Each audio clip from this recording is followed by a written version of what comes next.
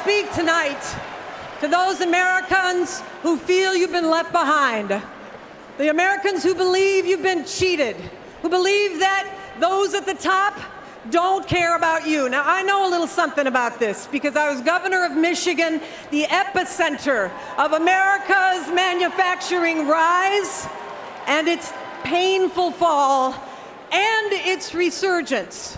Michigan built the automobile, and the automobile built America. But when the manufacturing industry fell on hard times, so did Michigan, so did many of your states. And we were angry about it, about jobs going to low-wage countries, about unfair trade. But we were also determined to build the industries of the future. We said we wanted advanced manufacturing. We wanted new jobs. So we started this hard process of moving in that direction. And then, in 2008, we elected a Democratic president to work with us. And you know what he did? He saved the American auto industry. Right? And then, that renewed auto industry paid America back in full. And that is what we can do together. Now, I, like many of you, am a fierce Democrat.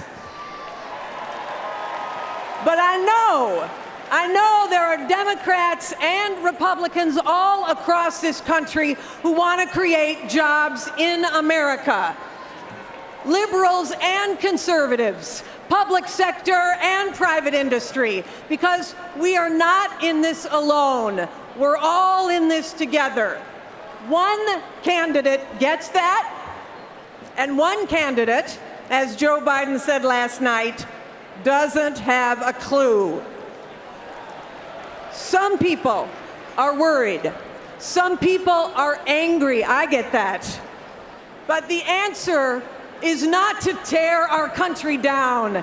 It's to build our country up, not to build walls that keep out the rest of the world, but to keep building the industries and universities that the rest of the world wishes they could get into. Hillary Clinton gets it, and that's why she has huge plans to create good-paying jobs in America. Imagine that. Imagine that, actual plans. I must have missed that night at the Republican convention. Detailed plans, people. Written down. Plans with numbers that add up. You want to see them? You can actually see them. Just text jobs to 47246. Now, last week, we heard about Trump's hopeless vision of our country. And then he said, I alone can fix it. So imagine Donald Trump's version of the Constitution. I, the person, in order to form a more perfect union. Or centuries later, I shall overcome. Or ask not what I can do for my country. Ask what my country can do for me.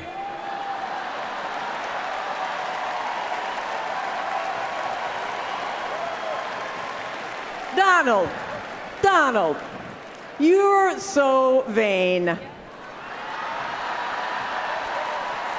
You probably think this speech is about you. Don't you now? Here's what I know. We have got to stop Donald Trump. Our great country spans a continent, but we are all connected to each other no matter where we live.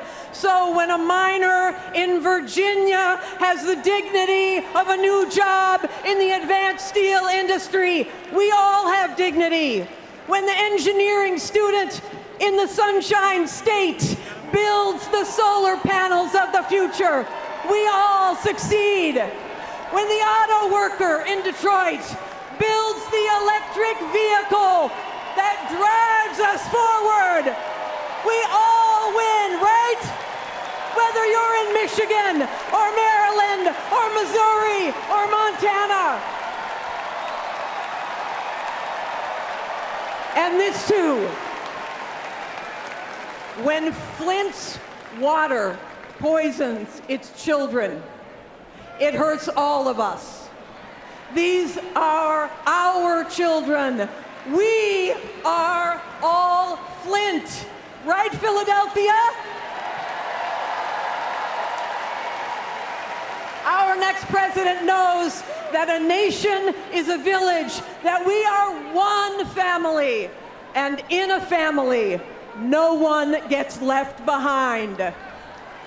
Not the steel worker in Pennsylvania, not the farmer in Iowa, not the dreamer in Nevada, not the factory worker in Ohio. As our next president says, we are stronger together. We're stronger how? We're gonna keep America great how? Together. And we're gonna work our hearts out to elect Hillary Clinton president how? Together. Let's do this, brothers and sisters. Together.